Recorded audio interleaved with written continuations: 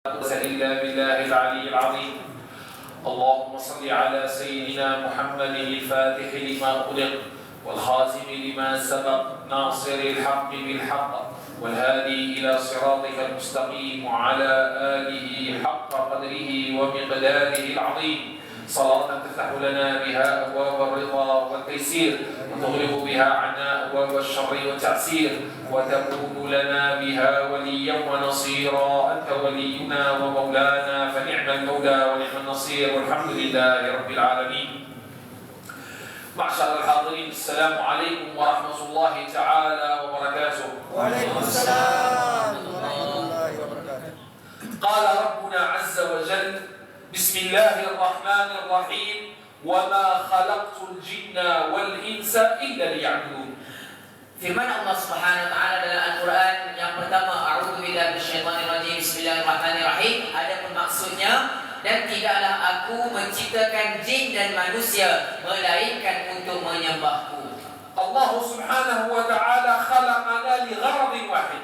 Allah Subhanahu wa taala menciptakan kita seluruh manusia dan jin hanya untuk satu tujuan, أن نعبده. yaitu untuk menyembahnya sahaja. هذه أمانة حملها الله لنا. Ini merupakan satu amanah yang dipertanggungjawabkan oleh Allah ke atas kita. لكن العبادة ليس كما نفهمها. Akan tetapi maksud ibadah di situ tidak seperti yang kita faham. عبادة الأجسام Bukan sekadar ibadah dengan tubuh badan, بل عبادة القلوب. bahkan ibadah itu dimaksudkan adalah ibadah yang dikerjakan melalui hati. أي وما خلقت الجن والإنس إلا ليعرفون.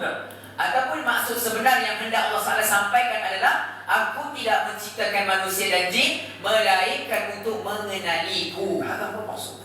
Itu maksud ayat Allah Ta'ala. هذا هو مقصود خلقك أيها الإنسان. Dan ini juga maksud Allah mencipta kita semua, أن تعرفه untuk kita mengenali siapakah dia بالعبادة. dengan cara beribadah. فالعبادة وسيلة ليست غاية. Maka ibadah itu bukan yang utama. Ibadah itu hanyalah perantaranya. نعم. بالعبادة تعرف ربك عز وجل. Dengan ibadah kita akan dapat mengenali Allah Subhanahu wa taala. لكن المقصود الأعظم هو معرفة الله. Akan tapi maksud yang terbesarnya itu adalah untuk kita mengenali Allah. فعبادة نوم العالم خير من عبادة الجاهل. Dari itu, tidur orang yang berilmu lebih baik daripada ibadah orang yang tidak berilmu.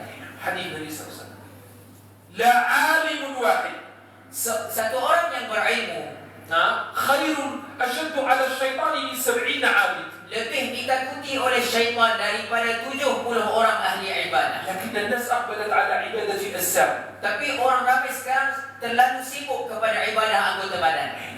الركوع والسجود بالغفلة Rukuk, sujud tetapi lalai. لا تزيدك من الله إلا بعدا. Itu semua sebenarnya tak hanya menjauhkan kita daripada Allah. قد ورد في الحديث Ini tersebut dalam hadis أن الذي يصلي صلاة بلا خشوع bahawa orang yang salat tapi tak ada khusyuk, تلفها الملائكة كما يلف ثوب الخريقة malaikat akan ambil salat tadi lalu digumpal seperti mana digumpal pakaian, ويضرب بها وجهه. dilemparkan kembali kepada wajah orang yang salat itu. Allahu Akbar. Dia salat. Apa maksudnya ni? Kita akan katakan Allahu Akbar. Saya buang selain Allah di belakang dan aku menghadapi Allah Subhanahu wa taala. Yakni kena sebelum angkat tangan, kena hati jujur dengan takbiratul ihram.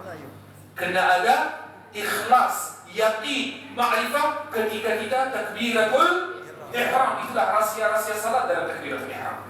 Orang yang jaga hati ketika takbiratul ihram, berjaya dalam seluruh salat. Itu maksudnya.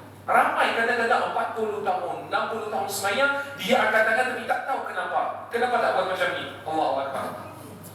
Kenapa tak buat macam ni? Allahu Akbar. Nak lawan syaitan. Kenapa macam ni? Kata ulama seperti Al-Imam Al-Qarafi, ini maksudnya aku buang selain Allah di belakang, aku menuju kepada Allah. Tapi keadaan kita zaman sekarang, kita buat apa? Semua perkara selain Allah letak di depan satu salat. Betul, kita tak buang selain Allah dari lah. Bahkan urusan kereta, urusan isteri, urusan kerja, politik, semua kita ingat waktu salat. Itulah kita tak berubah. Salat ia rukunuddin. Salat itu adalah tiang agama. والنبي صلى الله عليه وسلم بين في حديث من لم تنهه صلاته عن الفحشاء والمنكر فلا صلاة له. Kata Nabi SAW yang bermaksud siapa yang solatnya tidak menjadikannya terpelihara daripada perbuatan keji dan mungkar, maka tidak ada salat baginya. Itu tanda salah yang diterima oleh Allah Subhanahu Wa Taala. Setiap rukuk, setiap sujud menambah iman kamu, menambah makrifat kamu, pelihara kamu daripada perkara mungkar dan perkara yang keji. Ini tanda salah yang diterima oleh Allah Subhanahu Wa Taala. Tapi kalau kita 40 tahun atau 45 tahun semayang, rukuk, sujud, puasa Ramadan, pergi umrah haji, tapi keadaan kita sama, tak berubah, langsung kita tak ada hubungan dengan Allah Subhanahu Wa Taala. Ini maksud tazkiyatun nufus, tajuk ceramah hari ini kan? Tazkiyatun, penyucian jiwa. Kita nak serah jiwa kepada Allah, bukan anggota badan. Allah Subhanahu Wa Taala cipta kita 3 bahagian, anggota badan dan akal dengan kita kena menyembah Allah Subhanahu Wa Taala dengan 3 ini. Bukan anggota badan dalam masjid, hati, akal, jiwa di tempat lain. Ini masalah kita zaman sekarang. Ceramah banyak, ilmu banyak, alhamdulillah, dalam social media, dalam handphone. Alhamdulillah sekarang ni masjid-masjid kita juga ramai, tapi hasil ibadah kita sangat-sangat kurang. Sebab apa? Tak ada tarbiyah, tak ada suluk, tak ada ma'rifah. Min amthilatil ma'rifah, Daripada contoh-contoh ma'rifah, Sayyiduna Ali Zainul Abidin. Sayyidina Ali Zainul Abidin, anak kepada Sayyidina Husain, cucu kepada Rasulullah sallallahu alaihi wasallam. Yani Ali Zainul Abidin cici Nabi sallallahu alaihi wasallam. Kullama tawadda'a, setiap kali dia berwudu, saqata maghshiyan alaih, dia akan jatuh pingsan. pingsan. Fasu'ila, Lalu satu ketika ada orang tanya kepada beliau, limadha indama tatawadda yughma alaik?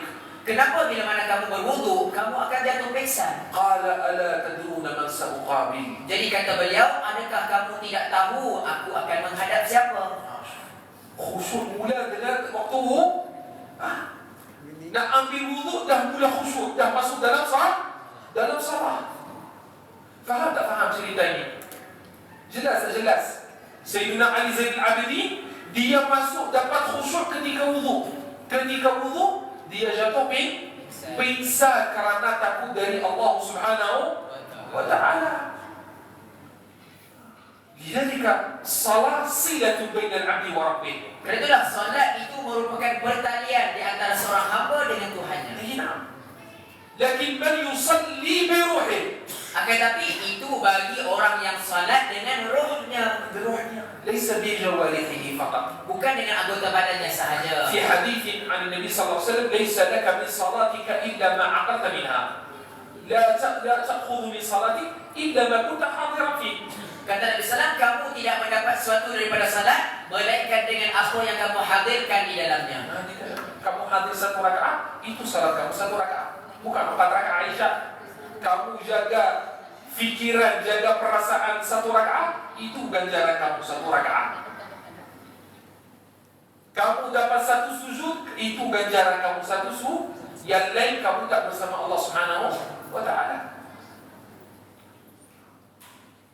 Jadi fi hadis Jibril masyhur. Itulah adalah hadis Jibril yang masyhur. Hadis Jibril yang masyhur, bila mana Sayyidina Jibril datang dalam satu rupa orang sahabat Nabi sallallahu alaihi wasallam, lalu dia duduk menghadapi Nabi sallallahu alaihi wasallam, tanya Rasulullah sallallahu alaihi wasallam 3 soalan atau 4 soalan.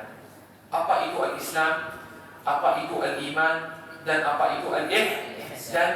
Bilakah hari kiamat?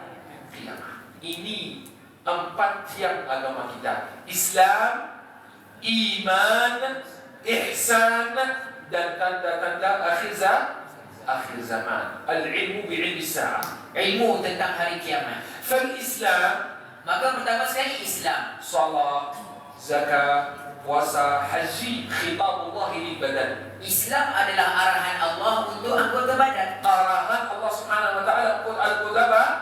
Wal iman khitabullah lil aql. Dan iman pula adalah arahan Allah untuk akal. Untuk apa? Hal ra'ayna jannah. Adakah kita pernah melihat syurga?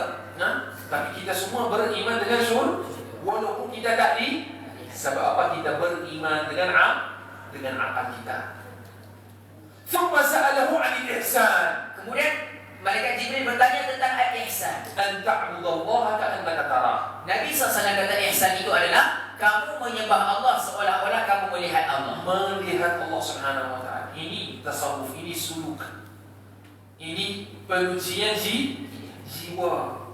Ya, mulai dengan Islam, kemas wudu, kemas salat, masuk masjid dengan khusyuk, dahulukan kaki kanan, baca doa masjid, jaga adab masjid dan sebagainya. Lepas tu iman. Iman, kamu beriman bahawasanya kamu nak berbicara dengan Allah. Salat itu kamu berbicara dengan Allah Subhanahu wa taala. Selepas tu al-ihsan, sujud kamu, rukuk kamu, tasyahud kamu, seolah-olah kamu melihat Allah Subhanahu wa taala.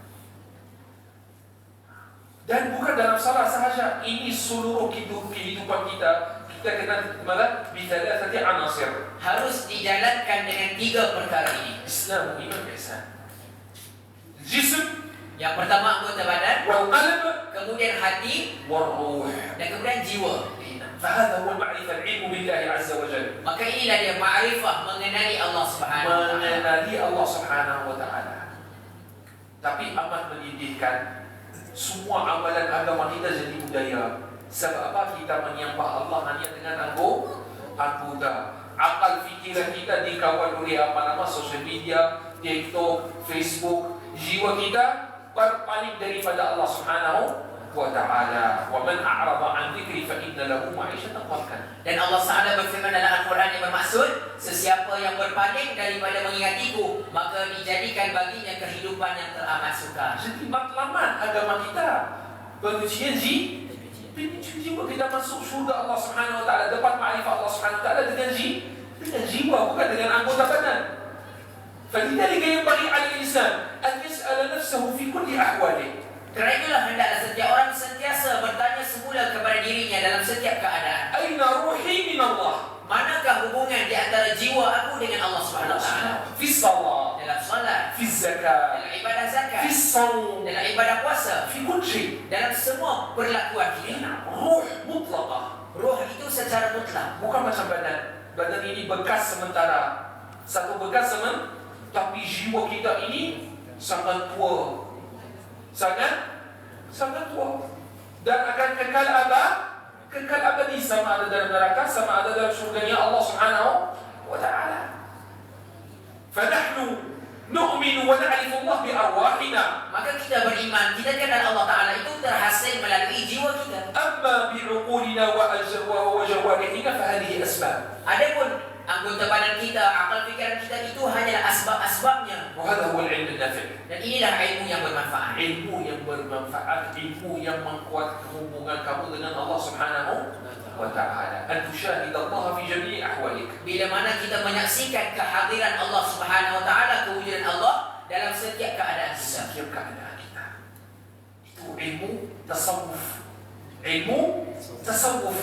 Rukun yang ketiga daripada rukun-rukun agama Islam, anggota badan, iman, akal, ihsan, tasawuf, jiwa. Ini agama kita, bukan satu saja, Islam saja. Siang dan malam, setiap tahun anggota badan di masjid, hati, akal, jiwa tak tahu di mana. Inna lillahi wa inna ilaihi raji'un. Kita orang Arab ucapkan inna lillahi wa inna ilaihi raji'un bukan kalau ada kematian sahaja, semua musibah. Ini juga kematian jiwa. Betul. Zaman sekarang kita hidup dengan jiwa yang mati, jiwa yang berpaling dari Allah.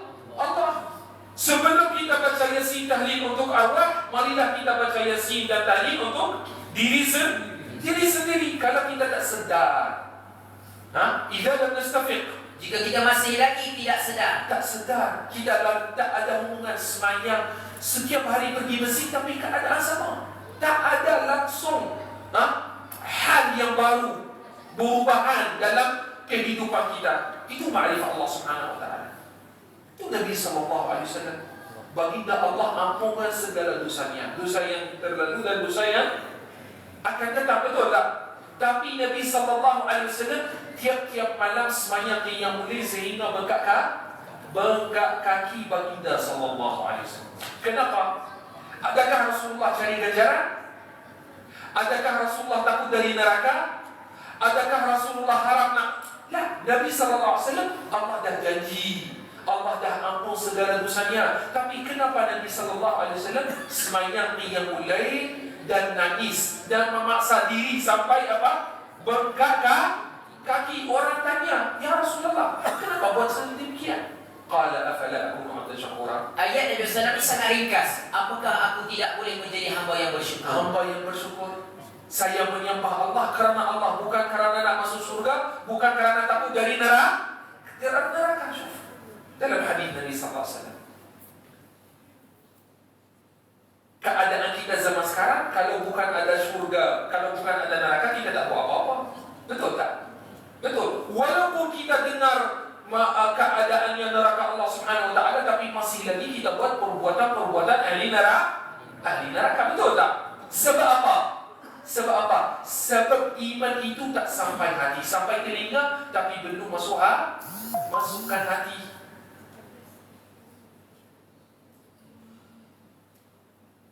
Nabi SAW sebut dalam sebuah hadis, "Rubba kalimah la tuqilaha balan tahwi bika fi nar 70 kharifan." Sabda Nabi SAW yang bermaksud, boleh jadi dengan satu kalimat yang kamu ucapkan, yang kamu tidak peduli akannya, menenggelamkan kamu ke dalam neraka selama 70 tahun. Hadis masyhur kan? Pernah dengar hadis ini, tuan-tuan? Hadis ini sangat masyhur. Kadang-kadang kita sebut satu kalimat, satu kata-kata, kita tak peduli, kata-kata itu mana campak kita dalam api neraka 70 dah. Tapi kalau kita dengar hadis ini dengan hati kita, 70 bukan hari, bukan saat, bukan jam, bukan bulan, 70 tahun dalam nerakanya Allah SWT. Kerana apa? Satu kata-kata yang kita tak peduli. Maknanya apa yang kita tulis dalam Facebook, apa yang kita komen, apa yang kita kadang-kadang menumpat orang, caci orang, wal'iyadzubillah. Mungkin kerana satu kata-kata itu kita dalam api nerakanya Allah SWT 70 tahun. Tapi kalau kita ada iman, wallahi kita tak berani cakap atau syahid mulut terus. Betul, sebab apa? Saya hidup 70 tahun di dunia. Tak mungkin, tak sempat. Zaman sekarang tak sempat. Dah maaf lah. Zaman sekarang orang yang sampai 60-an berjaya sangat, dah umur panjang sangat. Betul tak? Tapi kalau kita dengar hadis ini dengan iman, wallahi hendaklah kita pada syahid mulut. Tak puas saya sepanjang dunia ini duduk diam. Itulah diam dalam agama kita, ibadah. Diam, duduk diam. Tak payah zikir pun. Saya tak mau zikir, tapi duduk diam saja. Kerana apa? Kerana Allah nak jaga lidah. Ibadah. Bahkan orang yang diam banyak, jaga lidah, ini mengkuatkan iman dan fikiran. Ini kaidah dalam ilmu tasawuf. Cakap banyak, fikiran kurang. Fikiran kurang, ma'rifah kurang.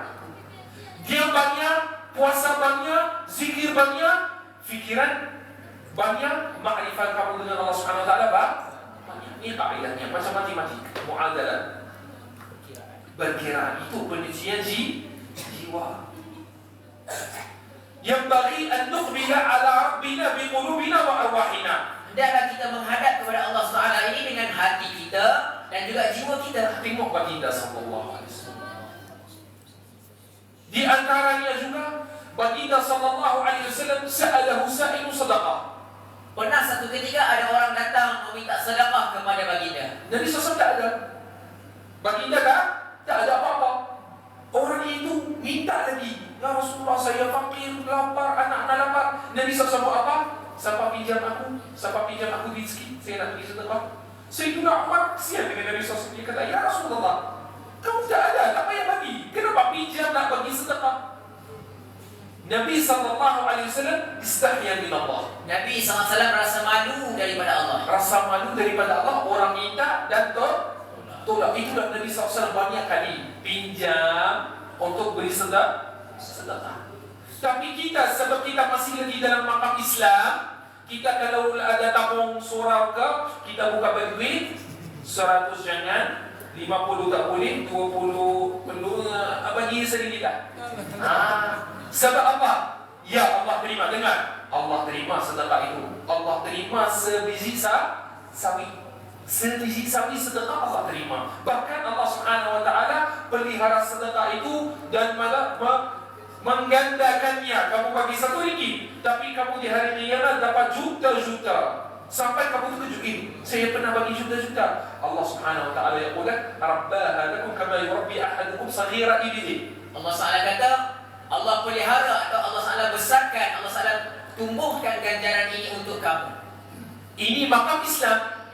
Sedekah orang Islam. Tapi sedekah ahli tasawuf, orang yang keluar sedekah dari jiwa. Saya bagi satu cerita dalam Sahih Bukhari. Satu sahabat Nabi sallallahu alaihi wasallam, Allah Subhanahu wa taala turun ayat Al-Quran, "Lan tanalul birra hatta tunfiqu mimma tuhibbun." Firman Allah Ta'ala dalam Al-Quran yang bermaksud, kamu tidak akan memperolehi kebaikan sehingga kamu mendermakan apa yang kamu sukai. Apa yang kamu sukai. Ada satu sahabat Nabi SAW, dia ada satu kebun, satu ladang kurma di Madinah Munawwarah, secantik-cantik ladang kurma di Madinatul Munawwarah. Ketika itu dia ada dalam 500 pokok kurma, di antara kurma yang paling sedap. Dia dengar ayat Quran ini, tak boleh dapat kebaikan, lan tanala ma'rifatallahi wa mahabbatah, Kamu tidak mencapai ma'rifah dan mahabbah kepada Allah hatta tunfiq ma tuhib. sehingga kamu mendermakan apa yang kamu sukai. Sahabat Nabi SAW dengar ayat itu, Quran terus pergi kepada Rasulullah, "Ya Rasulullah, kebun saya ini sedekah karena Allah Subhanahu wa taala."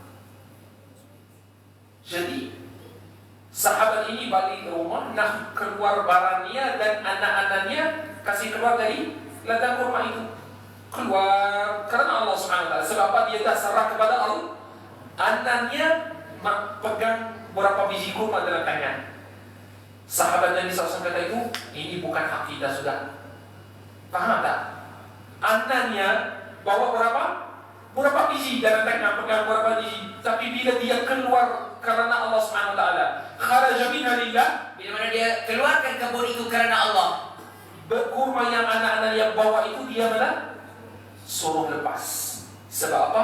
Dan kita keluar daripada seluruhnya karena Allah Subhanahu wa taala. Ada hal iman, ada hal tasawuf, ada tasawuf. ini keadaan ahli tasawuf. Keadaan ahli tasawuf.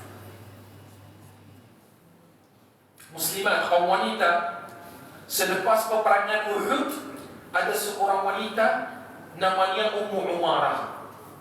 Ummu Umarah ini selepas peperangan Uhud datang orang kata, "Suami kamu syahid." Dia kata, "Inna lillahi wa inna ilaihi raji'un." 15 menit lagi, "Ayah kamu syahid." Inna lillahi wa inna ilaihi raji'un. 15 menit lagi, "Adik-beradik kamu semua syahid." Inna lillahi wa inna ilaihi raji'un. 15 menit lagi, "Anak-anak kamu semua syahid." Inna lillahi. Cuba bayangkan seorang wanita dalam satu hari, ayah, adik-beradik, suami, anak-anak semua mati. Dia tanya apa? Di manakah Rasulullah? Macam mana Rasulullah? Hal Rasulullah bi khair? Adakah Rasulullah SAW baik sahaja? Qalu innahu bi khair. Jadi mereka jawab Rasulullah baik-baik sahaja. Baik, dia sehat, alhamdulillah, dia okey, tak ada apa-apa. Qalat aruni ara. Dia tak percaya, dia kata, bagi aku lihat Rasulullah. Orang bawa dia lihat Nabi sallallahu alaihi wasallam berdarah sikit kan peperangan Uhud. Nabi sallallahu alaihi wasallam dulu ada orang pukul lidah, di dahi dan patah gigi Nabi sallallahu alaihi wasallam. Saya berhenti sini. Baginda sallallahu alaihi wasallam keluar dari rumahnya karena Allah, keluar dari hartanya karena Allah. Orang ludah muka Nabi sallallahu alaihi wasallam karena Allah. Nabi sallallahu alaihi wasallam pernah dipukul, patah gigi. Adakah kamu pernah mengalami seperti ini? Kadang-kadang kita dalam surau kita atau dalam taman kita, dalam keluarga kita, ada bergaduh yang sedikit kecewa, putus asa, berpisah dengan jamaah, blok dalam Facebook, dalam WhatsApp. Apa yang kita bagi kepada Allah? Kalau Ustaz, doalah saya diuji. Apa ujian kamu? Pakcik, kamu pernah dihalau dari negara, buat daerah. Kamu pernah dibuat daerah. Nabi kita sama-sama, kita surau, kata-kata risau, surau kita penuh derma, kita ada ini, ada itu, ada kadang-kadang kan kemanusiaan, kita risau. Nabi SAW 13 tahun Nabi SAW berdakwah di satu rumah, namanya rumah Al-Arqam bin Abil Arqam. Ada seorang muda pinjam Nabi SAW rumah itu. Tak ada madrasah, tak ada diwan salat, tak ada ruang tetamu, tak ada bilik imam. 13 tahun baginda sallallahu alaihi wasallam mustalifun manzilan. Nabi SAW terpaksa pinjam rumah orang. Pinjam rumah orang 13 tahun. Sallallahu alaihi wasallam. Faduriba sallallahu alaihi wasallam. Rasulullah pernah dipukul.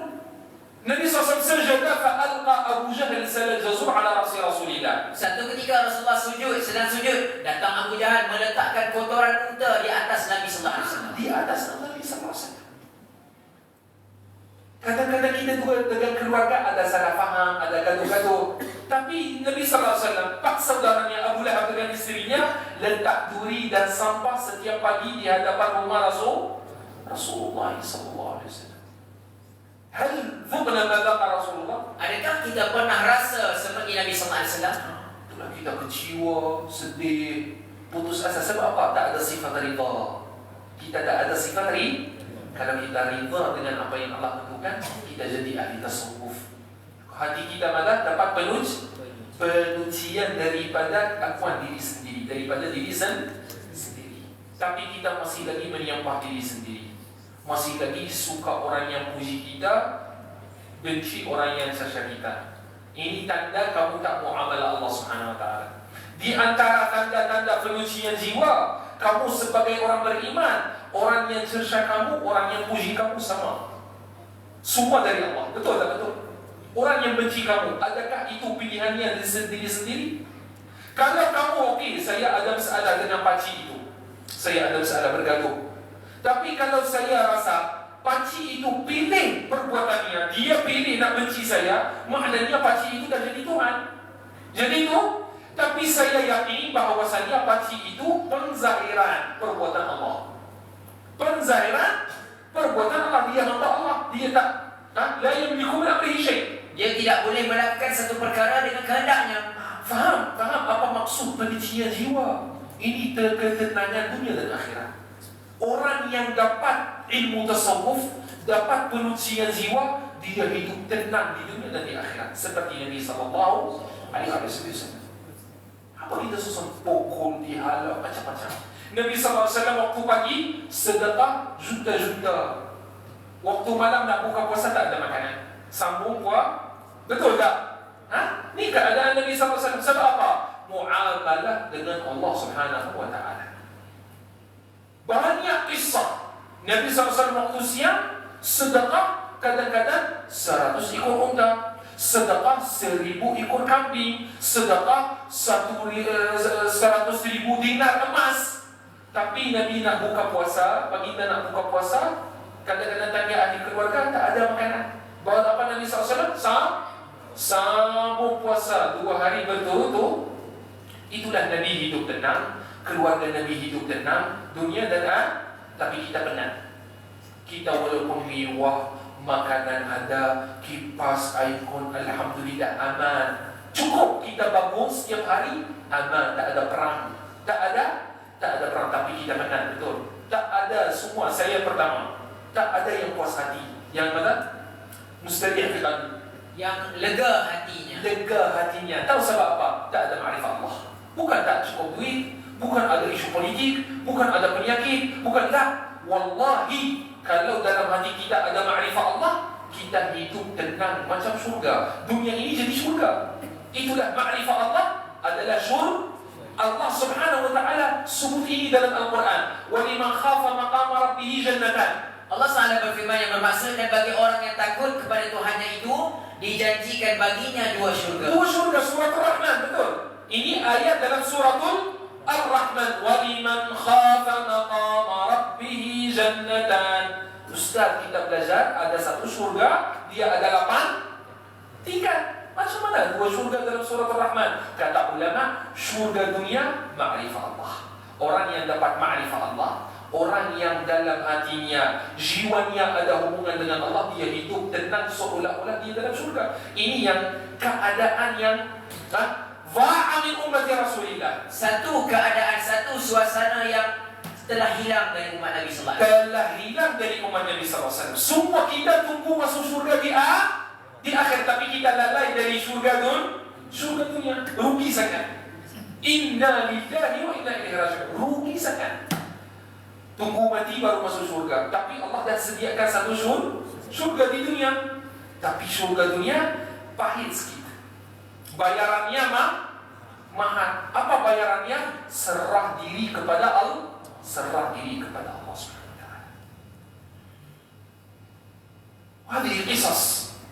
Dan ada berbagai-bagai cerita Nabi SAW, cerita sahabat Nabi SAW, macam mana hubungan mereka dengan Allah SWT, macam mana muamalah mereka dengan Allah SWT.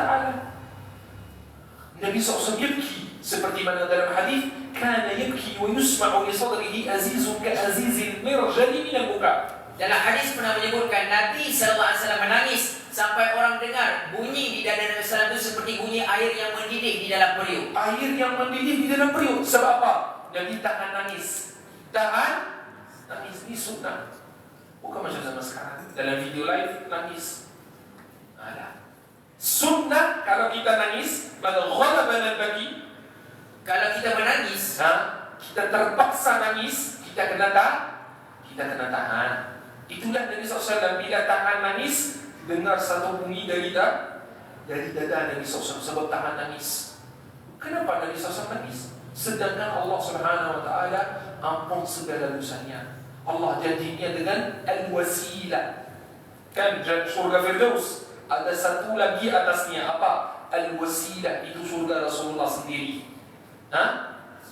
Mada yang ba'da muadzin? apa yang Bilal selalu baca lepas azan? Selepas azan mana pun, Allahumma rabb hadhihi ad-da'wati tammah was-salati al-qa'imah ati sayyidana Muhammadan al-wasilah. Al-wasilah itu apa? Itu tempat Rasulullah di syurganya Allah, al-Firdaus. Itu khas untuk Nabi sallallahu alaihi wasallam. Orang yang Allah janji dengan al-Firdaus, dengan al-wasilah, setiap malam nangis.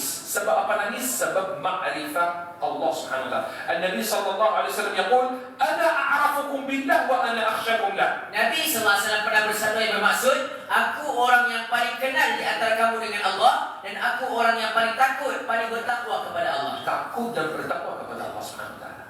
Ketakwaan kita, takut kita terhadap Allah Subhanahu wa ta'ala ala qadri ilmina. Itu semua tergantung sekadar mana ilmu kita tentang Allah Subhanahu. Sekadar mana ilmu kita tentang Allah Subhanahu wa ta'ala. Ini matlaman penyucian jiwa.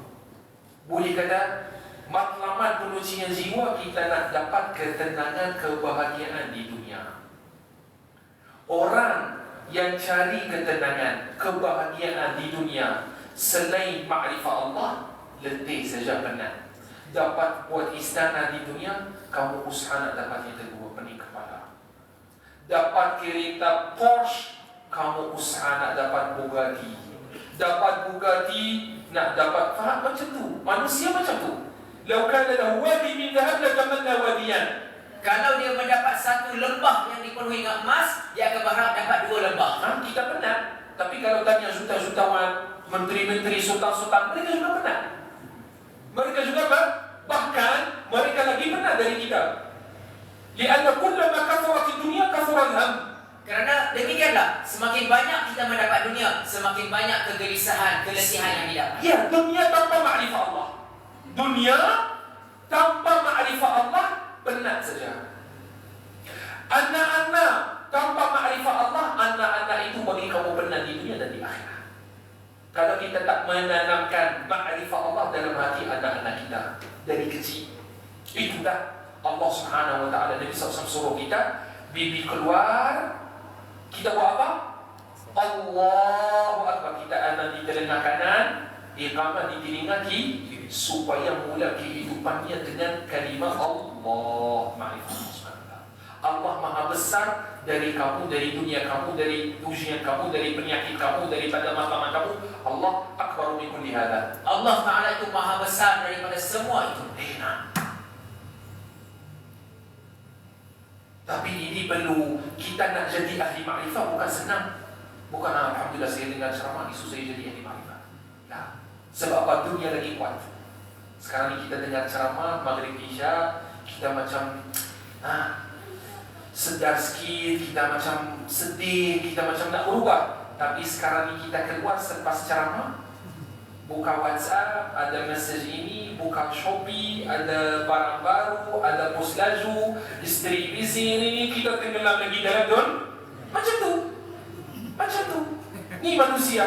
Dia takallab baina al-ghafla wal-hudur, ghafla wal-hudur. Dia akan berbolak-balik di antara kelalaian dan kehadiran. Ni kemanusiaan. Kita lalai. Sahabat sendiri mengadu kepada Rasulullah, ya Rasulullah, ketika mana kita duduk bersamamu ya Rasulullah, seolah-olah atas kepala kita burung. Maknanya mereka duduk tak gerak, jaga adab, jaga khusyuk. Bila mereka keluar dari majlis Nabi SAW, campur dengan peniaga, campur dengan isteri, balik kemanusiaan, balik lalai. Mereka mengadu kepada Rasulullah. Nabi SAW kata, macam tu manusia. Tapi kalau kamu jaga keadaan seperti mana dengan aku, nescaya malaikat akan salam kamu di jalan. Maknanya kalau sahabat jaga diri sendiri sepanjang masa, seperti mana yang mereka jaga diri sendiri dengan Nabi SAW, kata Nabi SAW, nescaya malaikat akan, yakni kamu boleh lihat malaikat dan salam dengan malaikat, yakni jadi malaikat. Yakin dan Nabi SAW sa'atan wa sa'ah. Tapi Nabi SAW kata demikianlah hakikatnya, seketika. Tapi masalahnya sekarang ni seketika ma'rifah, banyak seketika lalai. Ni masalah zaman sekarang. Betul tak? Saya bagi satu. Dulu datuk moyang kita, tuan-tuan, datuk moyang kita tak ada ilmu banyak, tak ada ceramah banyak. Betul. Tapi mereka hidup tenang, hidup dalam keadaan fitrah, ada adab, lelaki-lelaki, perempuan-perempuan, suami-suami, isteri-isteri. Betul tak betul? Kita zaman sekarang ilmu banyak, ceramah banyak, tapi fitrah kita rusak. Sebab apa? Inna lillahi Dajjal. Dajjal. Faham tak? Di antara pesanan saya pada malam ini yang mulia, jangan tunggu Dajjal yang besar. Ramai orang ingat Dajjal itu ada satu Dajjal, dia ada satu mata saja, dia la. Nabi SAW kata Dajjal besar tak akan keluar, melainkan sebelumnya akan keluar banyak Dajjal. Setiap zaman ada Dajjalnya.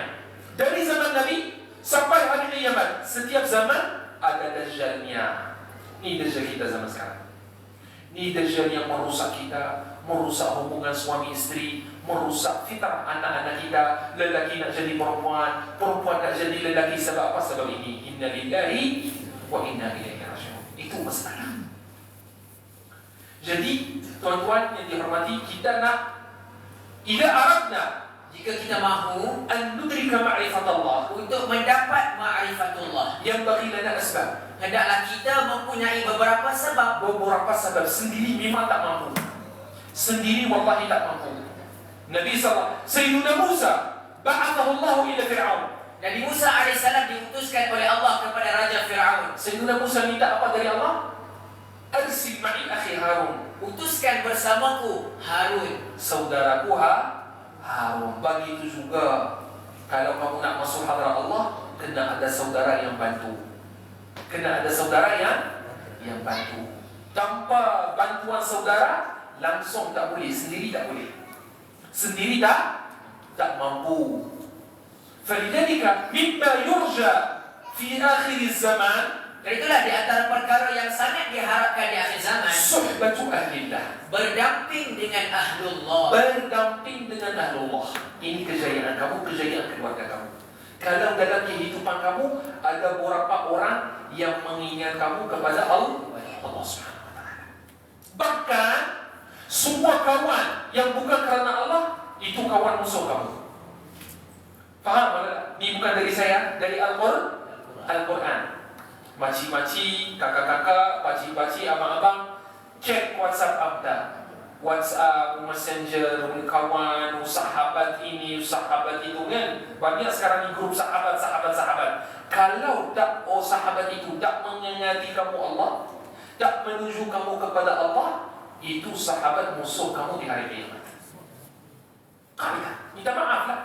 Bahkan ibu boleh jadi musuh kepada anak, anak boleh jadi musuh kepada ibu. Yauma yafirru al-mar'u min akhihi, Allah Ta'ala sebut dalam Quran, hari itu seorang lari dari saudaranya, wa ummihi, lari dari ibunya, wa abihi, demikianlah ayahnya, wa dan sahibatihi, istrinya, wa bani. anak pinaknya. Likulli imri'in minhum yawma idhin sya'nun yughni. Setiap orang pada hari itu ada urusan yang menyibukkan dirinya. Di keadaan hari kiamat tak ada ibu, tak ada bapa, tak ada isteri, tak ada anak, semua yata'adaw, Semua saling bermusuhan. saling bermusuhan.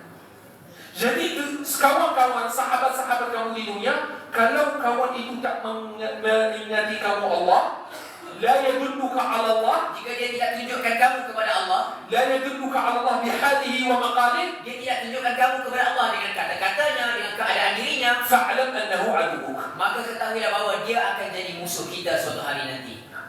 Janji dari Allah, al-akhillau yawma idhin ba'dhum li ba'dhin adu. Allah Ta'ala berfirman dalam Al-Quran yang bermaksud, orang-orang yang berteman rapat itu pada hari itu akan menjadi musuh di antara satu sama lain. Kawan yang kamu pagi-pagi call, minum sama-sama, kawan, tapi kalau hubungan kamu dengannya bukan kerana Allah, ketahuilah di hari kiamat dia musuh kamu. Maknanya marilah kita jadi semua hubungan kita kerana Allah. Suami isteri hubungan kerana Allah, ibu bapa dengan anak-anak kerana Allah, saudara surau, saudara masjid kerana Allah. An yakuna kullu rawahidina lillah, fahadha yu'inuna fi dunya wal akhirah. Hendaklah setiap hubungan kita, pertemanan kita itu ada dengan Allah Subhanahu Wa Taala, disertakan dengan Allah Taala, itu yang membantu kita dunia dan akhirat. Amma idza lam yakun hadha, Adapun jika bukan sedemikian, la tusaddiqni ana, la tusaddiqni ana, saddiq al-Quran. Al-Quran qala al-akhillau yawma idhin ba'dhum li ba'd adu illa al-muttaqin. itu adalah janji Allah Taala dalam Al-Quran. Allah Taala dah sebut dalam Al-Quran. Adhan. Adhan. Terus boleh insyaAllah. Idan qalu alamatus sahib,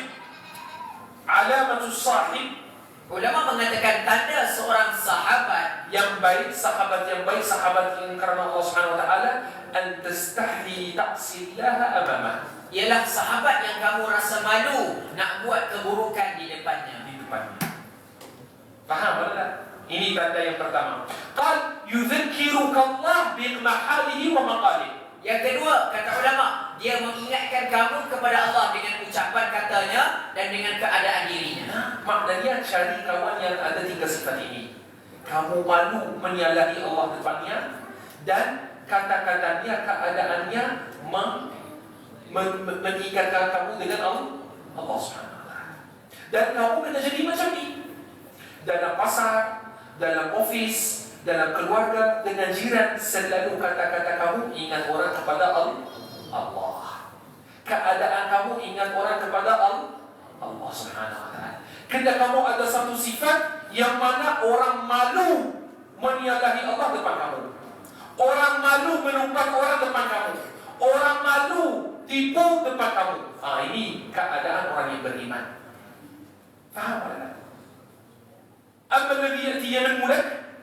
Ada pun orang yang datang, dia mengadu domba di hadapan kamu. Mengadu domba di hadapan kamu, menumpat depan kamu. Kata Nabi SAW, ketahuilah orang yang menumpat orang dekat kamu, ketahuilah dia juga menumpat kamu depan orang.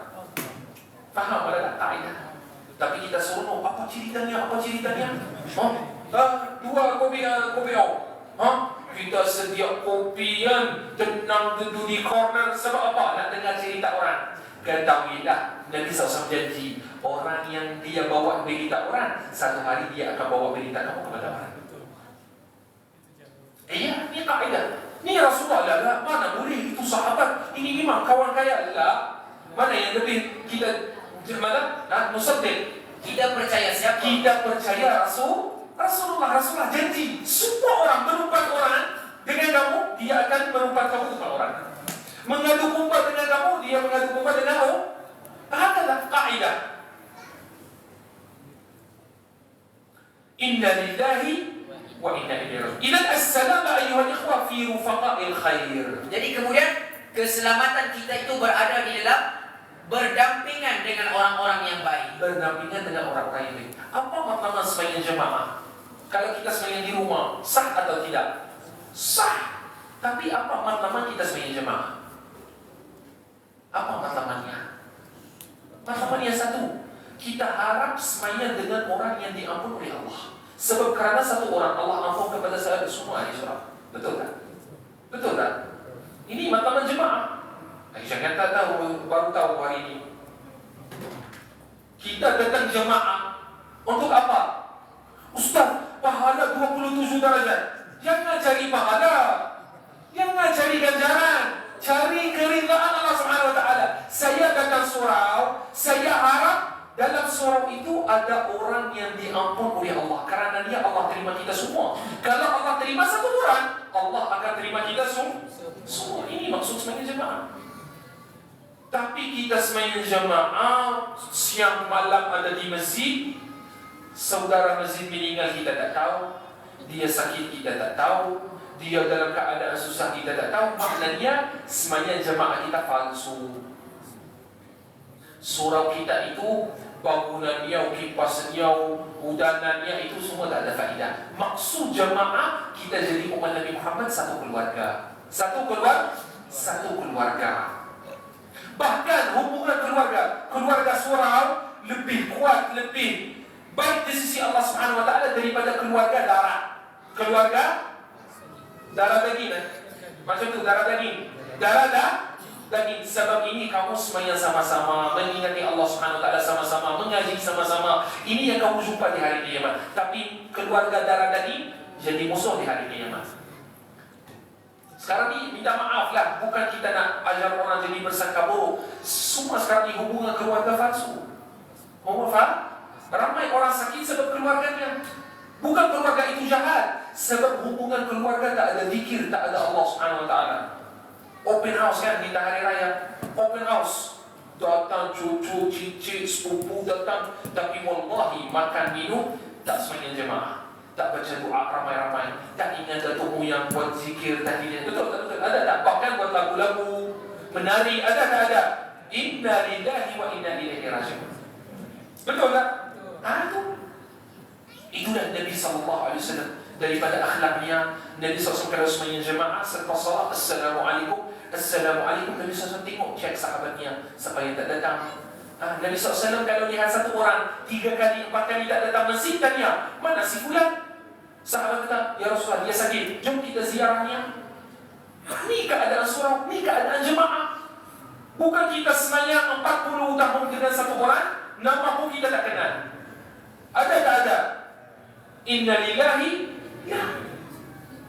Itu juga ni ma'rifah Allah Subhanahu Wa Taala. Rumah Allah, kita ni semua tetamu Allah Subhanahu Wa Taala. Imam, IJK, jawatan kuasa itu khidmah tetamu Allah Subhanahu Wa Taala. Kita kena sediakan rumah Allah Subhanahu Wa Taala ini untuk sambut tetamu Allah Subhanahu Wa Taala. Nahnu dhuyufullah. Kita adalah tetamu Allah. Tapi kalau kamu nak dapat hidangan dari Allah Subhanahu Wa Taala, kena buka kasut, juga kena buang selain Allah dari bergaduh, bermusuhan, lintasan, khawatir, sangka buruk, kena buang, letak dengan kasut. Itulah kita kena jaga adab dengan rumah Allah. Jangan bawa kotor. Lah Ustaz, kita memang basuh rumah itu, kena letak. La. Ada kotor yang lebih bahaya dari kotor kasut, kotor hati. Datang surau semayang dengan dinding, dengan dendam, dengan sangka buruk. Ini yang mengkotorkan masjid kita. Ini yang kacau. Tapi kapit kotor kita boleh tukar, kita boleh basuh. Tapi kotor hati macam mana? Ini fahaman jemaah. Semayang jemaah, kalau kamu dengan keadaan ini, kamu jaga hati, jaga hubungan dengan saudara, dengan jiran, kamu keluar dari masjid berjaya. Alhamdulillah. Kamu betul-betul dapat rahsia-rahsia jemaah. Kamu diampun oleh Allah. Mungkin kerana kamu Allah terima semua ahli masjid. Ini sebab yang pertama. Al-sebab al-awwal an takuna ma'a ikhwan yu'inunaka 'ala Allah. Jadi sebab pertama adalah bila mana kita bersama dengan orang-orang yang membantu kita sampai kepada Allah. Sampai kepada Allah Subhanahu Wa Taala. Wahdak la tastati'. Jika bersendirian tidak mampu. Kerana syaitan yang akan Kerana syaitan akan mengalahkan kita. Syaitan lahu habail katsira. Syaitan ni ada banyak tali-talinya. Banyak tali-talinya, banyak cara untuk kacau kita, potong jalan kita. Itulah kita juga kena ada rombongan jemaah. pemimpin, orang yang menunjuk kita kepada Allah Subhanahu wa taala, an yadullana 'ala Allah Subhanahu wa taala. Yang boleh membawa kita berjalan menuju kepada Allah SWT. Itulah ulama kita zaman dulu, Imam Syafi'i, Imam Malik, Imam Nawawi. Mereka tak cari ilmu qala-qala, ilmu hadis lah. Mereka cari guru yang menunjuk mereka kepada Allah. Ibu Imam Malik rahimahullah, ketika Imam Malik kecil, masih lagi kecil, dia kata kepada anaknya, Al-Imam Malik, pergi dekat Rabi'ah. Rabi'ah ketika itu dia guru Madinah Munawwarah, guru yang paling besar di kota Madinah. Dia kata kepada Imam Malik, ambil dari adabnya sebelum ambil daripada ilmunya. Apa maknanya? Ambil penyucian jiwa sebelum ambil penyucian anggota badan. Kalau hati kita baik, amalannya sedikit cukup.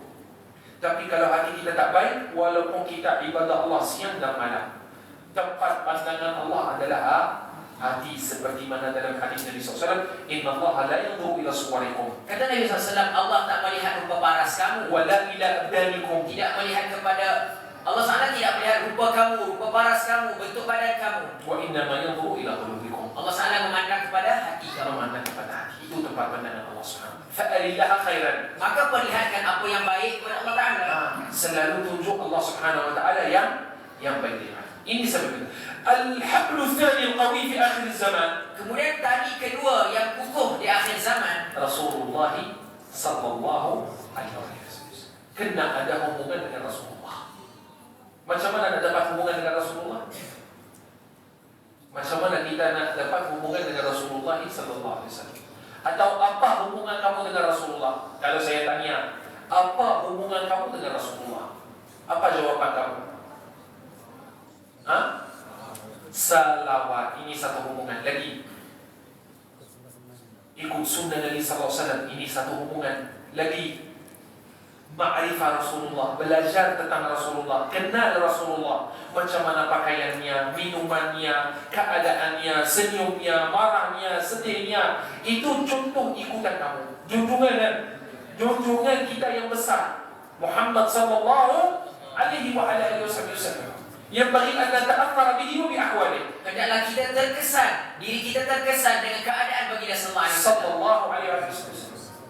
Tak logik juga kita datang surau 4:30 jalan malam, ada anjing, ada macam datang semuanya subuh berjamaah, tapi tinggal anak-anak tidur. Sebab apa? Malam-malam main handphone. Tak kena selamat anak-anak dan keluarga juga. Faham tak? Sebenarnya akhlak Nabi SAW. Nabi SAW bukan anak-anak sendiri, menantu Rasulullah Sayyidina Ali dengan Sayyidah Fatimah. Nabi SAW tak pergi masjid sehingga singgah rumah Sayyidah Ali, Sayyidah Fatimah ketuk pintu kuat-kuat. Sekarang ni ibu bapa masuk bilik, kesian panas, tambah ikut sikit sampai pukul 8. Lepas tu datang semayang. Apa datang semayang? Duduk di rumah sekali dengan mereka, minta maaf. Kalau surau masjid-masjid kita orang tua lebih ramai dari remaja, tanda masyarakat kita rusak. Tanda ada masalah dalam masyarakat kita. Minta maaf. Bukan orang tua tak dilalak. Orang tua adalah barakah umat Nabi Muhammad. Tapi jantung umat Nabi Muhammad adalah orang muda. Itulah kita harap ceramah, pengajian, sembahyang subuh, remaja lebih ramai daripada orang tua. Setiap pakcik bawa anak-anak cucu, orang yang pandai salah, jaga adab, bawa sekali. Ini macam tu kita jaga amanah Rasulullah. Saya cintamu ya Rasulullah, tapi anak-anak cucu cinta Cristiano Ronaldo, cinta Lionel Messi, cinta betul. Macam mana nak menghadapi Rasulullah? Macam mana kamu nak hari kiamat jumpa dengan Nabi?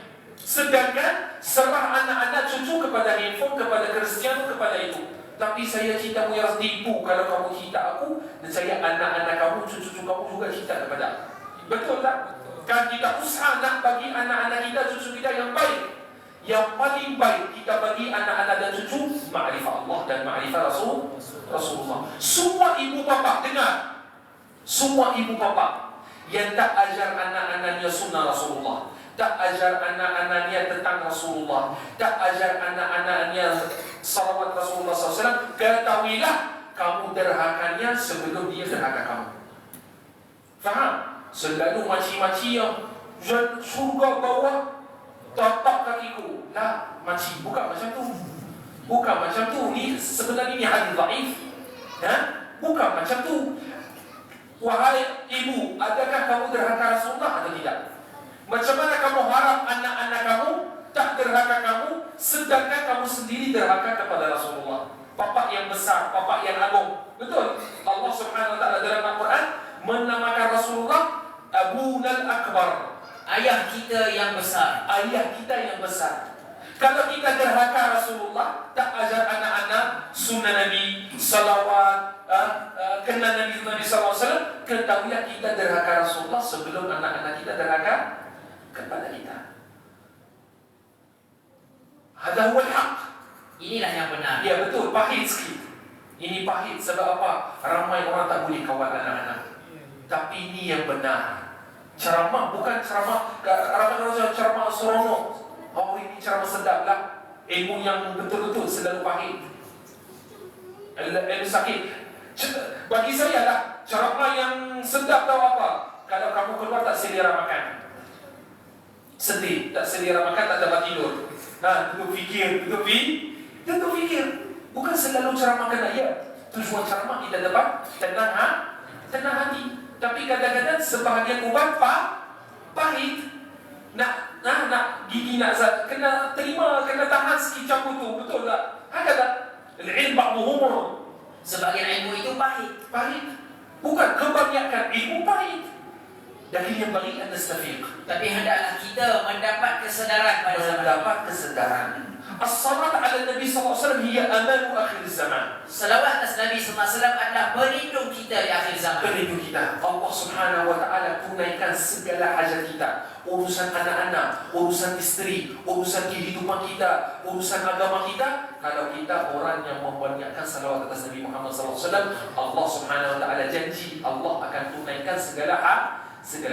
Ja'a Sayyidina Ubay ila Rasulillah sallallahu alaihi wasallam. Satu ketika datang Sayyidina Ubay radhiyallahu anhu bertemu Nabi sallallahu alaihi wasallam. Qala ya Rasulullah, Dia kata, wahai Rasulullah, inni usalli alaik. aku bersalawat ke atas kamu. Fakam aj'alu laka min waqti. Jadi berapa banyak masa yang aku peruntukkan untuk salawat ini? Qala Nabi sallallahu alaihi wasallam, Kata Rasulullah, ikut suka kamu. ikut suka.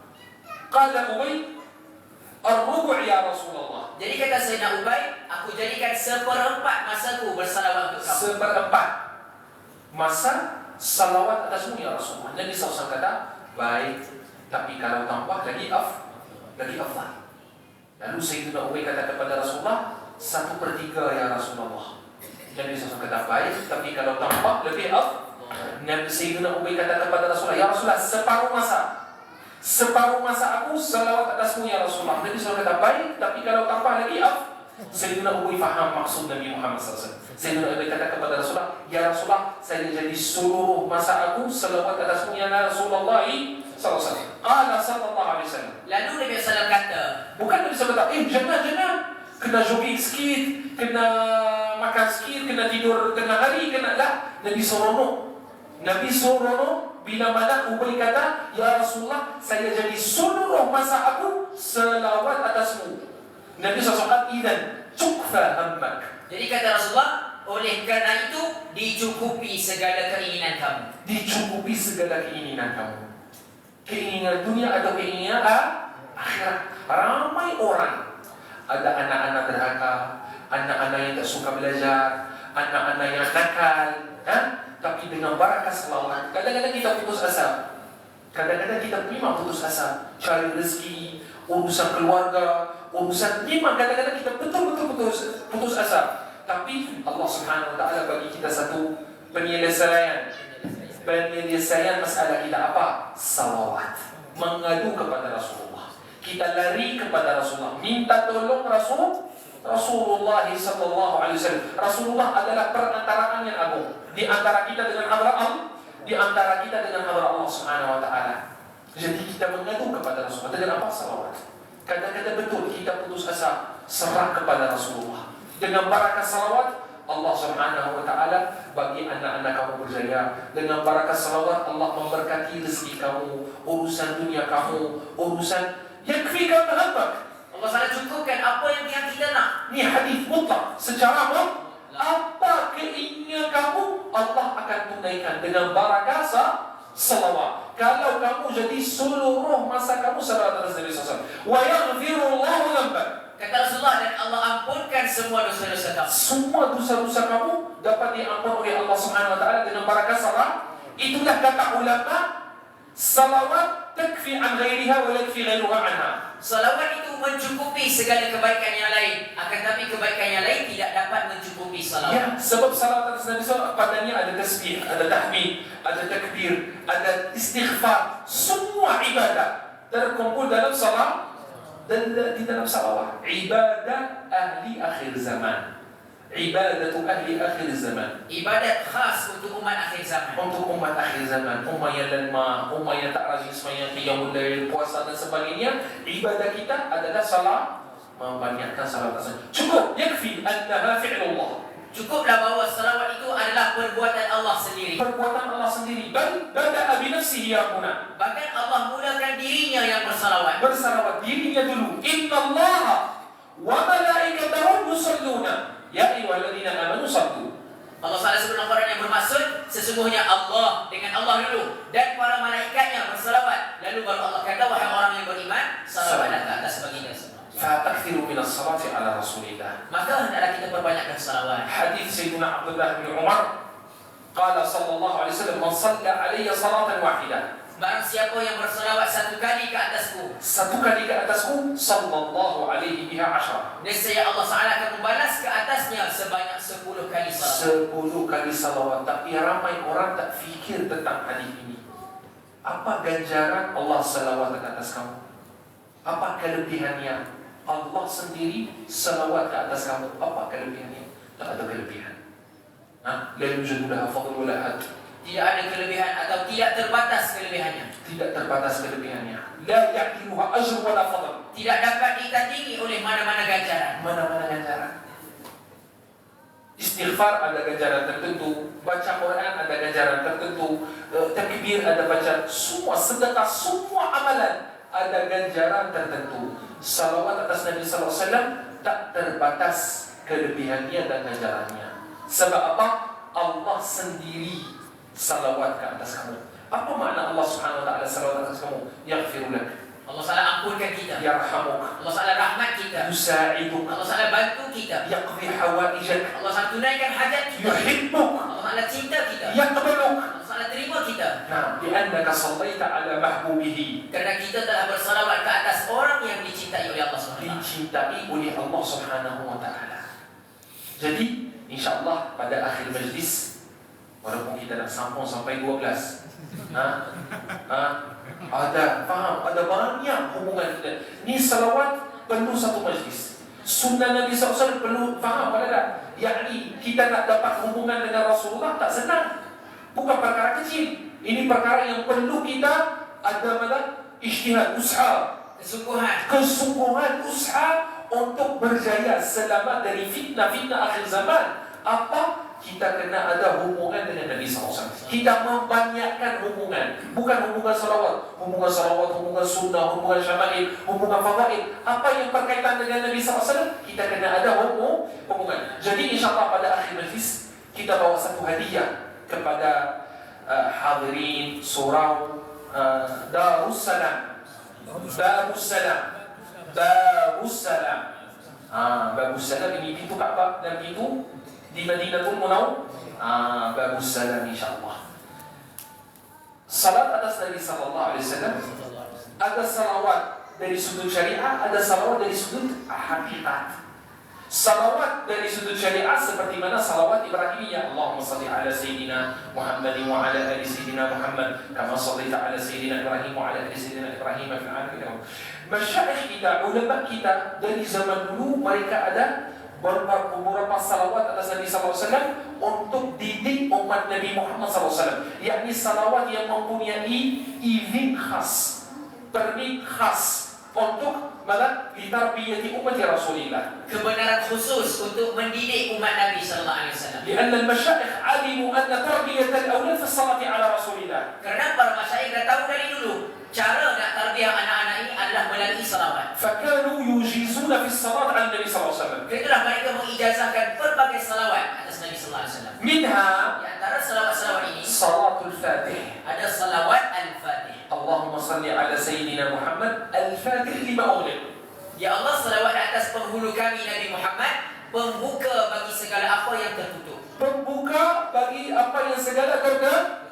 Hati anak-anak kita, hati kita, rezeki kita, dengan salawat ini Allah buka segala yang tertutup. Al-Fatih lima ughliq wal khatim lima sabaq. Dan penutup bagi apa yang terdahulu. Penutup bagi apa yang terdahulu. Para anbiya, para mursalin, Rasulullah adalah penutup yang besar, yang agung. Wal khatim lima sabaq, nasiril haqqi bil haqq. Yang membantu kebenaran dengan kebenaran. Yang membantu kebenaran dengan kebenaran. Wal hadi ila siratikal mustaqim. Yang menunjukkan umat manusia kepada jalanmu yang lurus. Wa ala alihi. Dan semoga ke atas keluarganya. Haqqa qadrihi. Kurniaan yang sesuai dengan kedudukan mereka. Wa miqdarihi al-azim. Dan kedudukan yang sesuai untuk mereka. Itulah ni salawat-salawat ma'rifah. Tengok, kita serah kepada Allah. Ya Allah, selawatlah atas Nabi Muhammad SAW sekadar kedudukannya yang aku, yang engkau malah anta ta'lamu, yang hanya engkau ketahui, yang hanya engkau mengetahuinya. Ini salawat ubudiyah, salawat yang merangkumi. Kata ulama Maghribi, ini ibu segala salawat. Sebab maknanya merangkumi makna segala salawat. Salawat nariyah, salawat ummiyah, banyak salawat. Ada juta-juta salawat. Setiap masyayikh, setiap zaman ada satu salawat. Tapi salawat al-Fatih kelebihannya, maknanya, bahasanya merangkumi segala salah. Dan alhamdulillah, salawat al-Fatih bukan salawat yang baru di tanah Melayu ini. Bukan salawat yang asing. Ini salawat Syekh Dawud al-Fatani. Ini salawat Syekh Abdul Samad al-Falabbani. Ini salawat Syekh Arsyad al-Banjari. Kenal tak kenal Syekh Arsyad? Ulama besar semua Nusantara. Syekh Arsyad Banjari di antara ulama yang paling besar dari Nusantara, duduk di Makkah Mukarramah. Apa amalannya? Amalannya salawat al-Fatih. Syekh Dawud al-Fatani tulis dalam kitab Munyatul Musal, yakni salawat ini biasa ada di tanah Melayu ini, tapi baya'ah al-ajyal. Tetapi disia-siakan, diabaikan oleh generasi-generasi. Diabaikan. Kita insyaAllah membaharui semula insyaAllah kita hidup salawat masyayikh ulama kita ahli sunnah wal jamaah dalam umat Nabi Muhammad SAW. Saya insyaAllah pada akhir majlis ini dengan izin Allah Subhanahu Wa Taala saya ijazah semua hadirin dan hadirat baca salawat al-Fatih dengan silsilah daripada kita sampai Rasulullah SAW. Alladhi ajazani fi salat al-Fatih, orang yang mengijazahkan kepada Sidi Syarif salawat al-Fatih, kathir al-masyayikh, banyak para masyayikh. Lakin hada sanad al-dhahabi, tapi di sini ada satu sanad yang disebut sanad emas. Sanad emas daripada Sayyidi Ahmad al-Hadi al-Hasani, daripada Sayyidi Haji Ahsan al-Ifrini al-Hasani, daripada Sidi Muhammad al-Habib al-Baqili al-Hasani, daripada Sidi Haji Ahsan bin Abi Jama' al-Baqili al-Hasani, daripada Sidi Haji Husain al-Ifrini al-Hasani, daripada Sidi Muhammad al-Kansusi al-Ja'fari, daripada Sidi Muhammad al-Ghali al-Hasani, daripada Sidi Abu al-Abbas Ahmad bin Muhammad al-Tijani, daripada Rasulullah sallallahu alaihi wa ala alihi wasallam. Alhamdulillah kita baca salawat ini dengan izin Rasulullah, daripada Rasulullah sampai kepada kita. InsyaAllah baca 10 kali pagi, 10 kali petang, atau 100 kali pagi, 100 kali petang, atau 1000. Mana masalah? Salawat al-Fatih boleh dari sini sampai Bandar Tawau, boleh 300 kali salawat. Kenapa buka FM mendengar cerita politik, menteri datang, menteri pergi? Sibuk dengan menteri yang agung, sibuk dengan menteri yang agung Rasulullah sallallahu alaihi wasallam. Jangan buang masa tengok FM, dengar berita politik. Lah, sibuk dengan diri sendiri. Boleh dari sini, taman nama apa ni teman? Seri Bandung sampai Bandar Tawau boleh 300 kali salawat al-Fatih.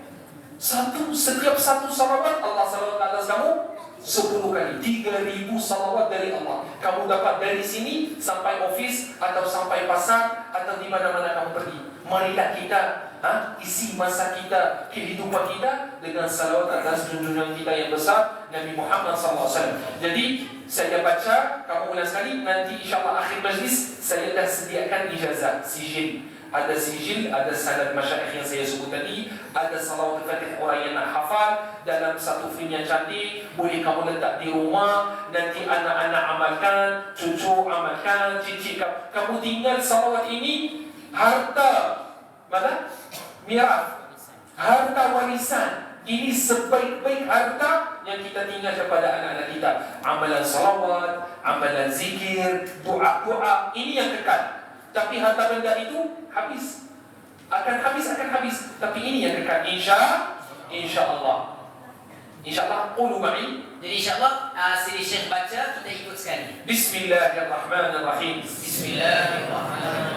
Allahumma salli ala Sayyidina Muhammadin al-Fatihi lima ughliqa wal khatimi lima sabaqa ناصري الحق بالحق والهادي إلى صراطك المستقيم وعلى آله حق قدره ومقداره العظيم. أجزت الحاضرين والحاضرات في صلاة الفاتح لما أغلق. Jadi saya mengijazahkan kepada kita ijazah salawat al-fatih. Bagi hadirin yang terima boleh katakan qabilna. قبلنا إن شاء الله. اللهم لك الحمد بجميع محامدك كلها ما علمنا منها وما لم نعلم، على جميع نعمك كلها ما علمنا منها وما لم نعلم، عدد خلقك كلهم ما علمنا منهم وما لم نعلم. اللهم اجعل جمعنا جمعا ميمونا وتفرقنا من بعده تفرقا من الشر معصوما، ولا تدع فينا ولا منا شقيا ولا محروما. اللهم شف مرضانا وعاف مبتلانا وارحم موتانا. نسألك اللهم أن تجعل هذا المجلس عظيما مباركا مشهودا عند حضرة قدسك في شهادة ملائكتك وأنبيائك ورسلك. اكتبنا عليه من الشاهدين. اللهم إنا نسألك موجبات رحمتك وعزائم مغفرتك والسلامة من كل إثم والغنيمة من كل بر. اللهم إنا نعوذ بك من الشر كله ما علمنا منه وما لم نعلم، ونسألك الخير كله ما علمنا منه وما لم نعلم، آجله وآجله. اللهم اغفر لأمة محمد، اللهم ارحم أمة محمد، اللهم استر أمة محمد، اللهم اجبر أمة سيدنا محمد صلى الله عليه وسلم وكل من آمن به. نسأل الله سبحانه وتعالى أن يجعل هذا المسجد مسجد باب السلام، باب سلام وأمان واطمئنان، يجعله مسجد الأسرار والأنوار ورغد العيش وعز الجار. اللهم يا رب احفظ طواو وصباح وسائر ماليزيا وسائر بلاد المسلمين. انصر المستضعفين في فلسطين، نجينا من أعدائك أعداء الدين. اللهم أذل الشرك والمشركين، اللهم انصر الإسلام والمسلمين وأعز الإسلام والمسلمين وأذل من أذل الدين. اللهم إنا نسألك الخير والعافية والمعافاة الدائمة برحمتك يا أرحم الراحمين. جزا الله عنا سيدنا ونبينا محمدا صلى الله عليه وسلم ما هو أهله. ربنا لا تزغ قلوبنا بعد إذ هديتنا وهب لنا من لدنك رحمة إنك أنت الوهاب. سبحان ربك رب العزة عما يصفون وسلام على المرسلين والحمد لله رب العالمين.